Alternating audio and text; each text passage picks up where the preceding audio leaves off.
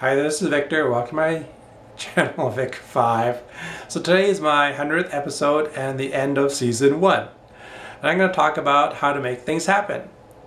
And it's actually quite easy. It's the principle that I use. And what it is writing things down in a plan book. Now my plan book happens to take two forms. It happens to be on a laptop, in a Word doc, and it happens to be in a physical book like this. There it is, and it's just a binder with some notebooks and a plan, very loose plan. So anyway, what I do is I write down things I want to have happen. Now that doesn't mean it'll happen right away. It means it's a plan for the future. Like for an example, the windows in the house. There was a plan to replace all the windows slowly, because all at once would have been too much of a budget and would have taken forever to save up. So the plan was to start with bedrooms and then the kitchen and then either doors or the living room and basement. So as it happens, the bedrooms were done first and then the kitchen next. You know, and of course the next plan is of course the living room and the basement. So anyway, by writing it down, we have the plan to make it happen. We don't know when it'll happen. It's a plan for the future. But at least then by writing it down, it sets it in our mind that this is one of our goals.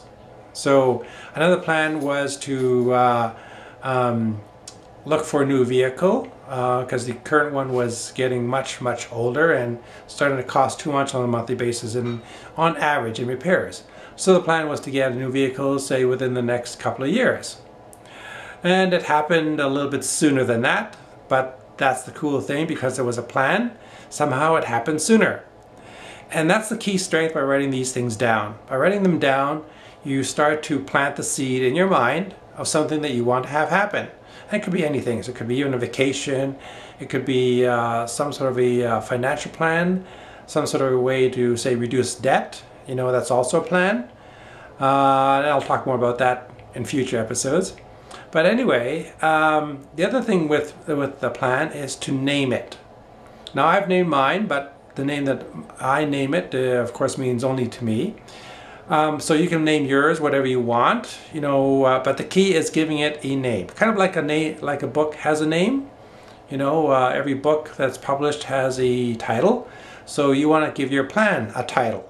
By giving it a title, you give it an identity, and that again plants the seed in your mind that this is your plan, your guideline for the future and for things that you want. So by giving it a name, it really solidifies it and starts the progress going. And you know, you can put in small things, you can put in large things. It could be plans for your entertainment for the next year. You know, it doesn't mean that because it's in the plan that it's going to happen or when it's going to happen, but at least by having the plan, who knows, it just might happen sooner than later.